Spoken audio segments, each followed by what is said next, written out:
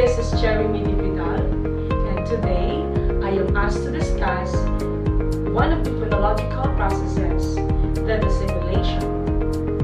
So what are phonological processes?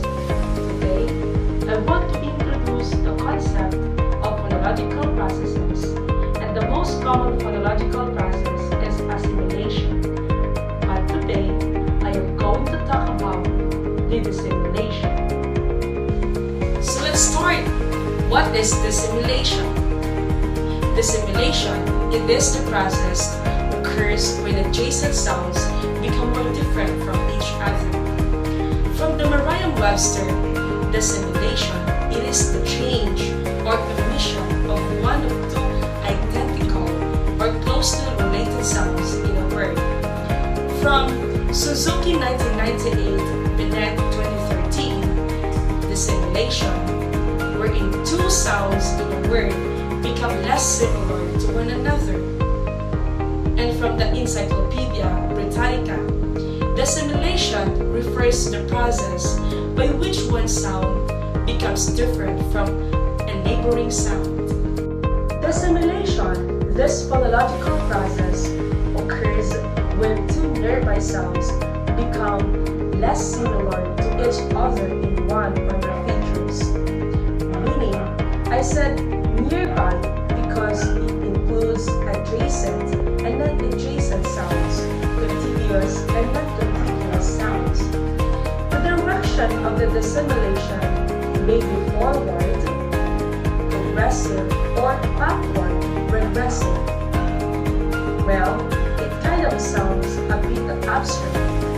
At this point, I have to give some specific examples to clarify this. Dissimilation example from Greek. In ancient Greek, we know that modern Greek is derived from ancient Greek. It means the Greek language has a version which is in the ancient times, and it is ancient Greek. But the modern Greek language is a continuation of the language, but it's different language. It has changed in many ways, but of course the changes have been systematic. So some of the changes are of course the phonological. It means ancient Greek has undergone systematic phonological changes, as a result of which we have the modern Greek phonological forms. For example, whenever in the ancient Greek you have a fricative sequence, these are the fricative sounds. Just for reference. So, whenever you have fricative in ancient Greek, in modern Greek, it becomes fricative stop. The word for cheek in ancient Greek is phenos. It becomes phenos in modern Greek. As you can see, the ancient Greek version has f and th sounds. Look which I've color-coded using f is here and th is here. Both are fricatives. It has become phenos. So, you see in the first word, I color-coded both in green to show that they are the same color in the sense that they share the similarity or they are similar. Same color, same feature. They're not totally similar, but they are partially similar.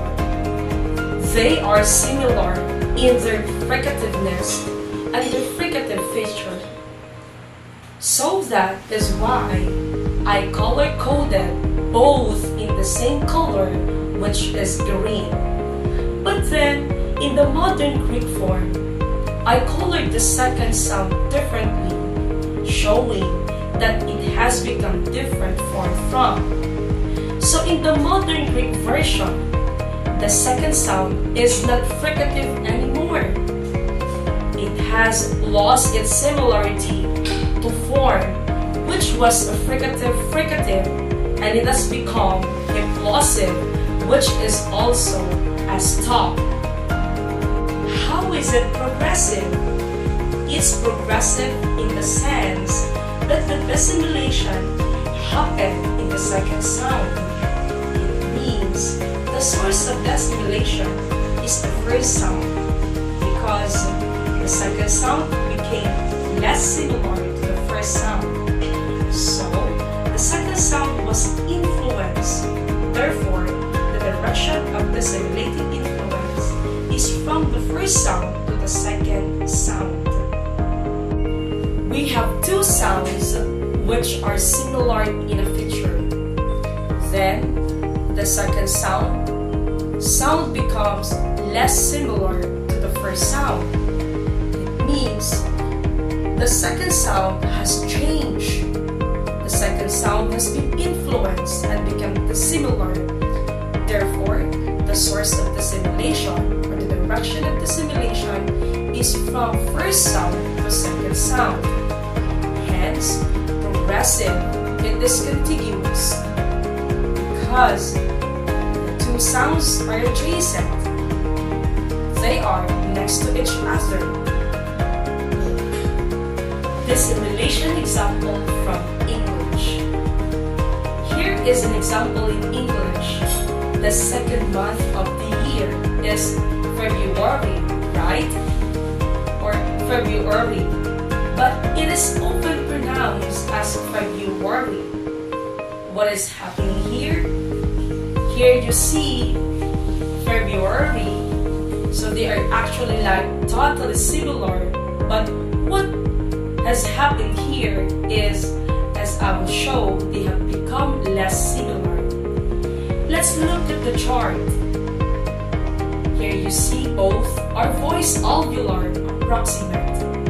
One of them changes its place of articulation to palatal. So one of them becomes palatal, the other one stays alveolar. So the first is voice alveolar approximate, becomes voice palatal approximate. So every feature stays the same except one feature. As you can see, here the first sound becomes less similar to the second sound, and that hence I am the red color. This is an example of non-contiguous, of course. Well, non-contiguous means at a distance. It means there will be two sounds which are not adjacent to each other, but similar to each other. And one of them is going to lose its similarity to the first one.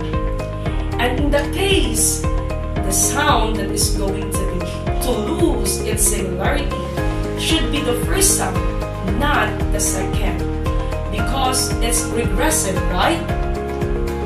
Because in the case of progressive, we define it as the second sound losing its similarity. But here, because it's regressive, so the first sound is going to become less similar.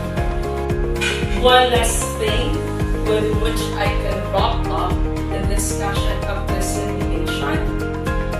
It is the fact that similarly to assimilation, regressive dissimilation is much more common than progressive dissimilation.